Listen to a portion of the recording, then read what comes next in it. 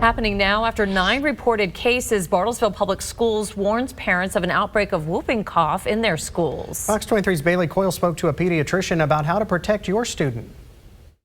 Dr. Courtney Saul says that whooping cough is on the rise this year, especially with kids back in school. We don't typically see kind of these clusters of cases.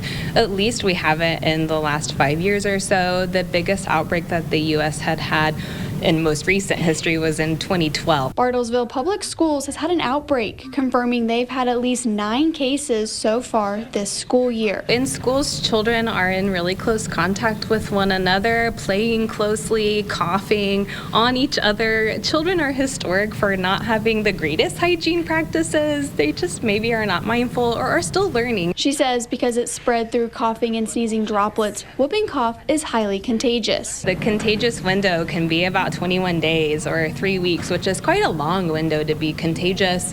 The good news about pertussis is that since it is a bacteria, there is an antibiotic treatment for it. And she expects the number of cases to rise. The district sent an email to all middle and high school students alerting them of the outbreak. The email says, and quote, "Those in close personal contact with an ill person or indirect contact with germs from their nose and throat are at slightly increased risk of becoming sick with whooping cough. Whooping cough starts out like allergies. That second stage is when you get those really bad coughing fits where you can't catch your breath and you have that high whoopy kind of sound to that cough. The cough can last up to 3 months. She says most kids already have the whooping cough vaccine. It is a vaccine that babies start getting as young as 2 months of age and is contained in that booster you might hear as the Tdap or the DTaP booster.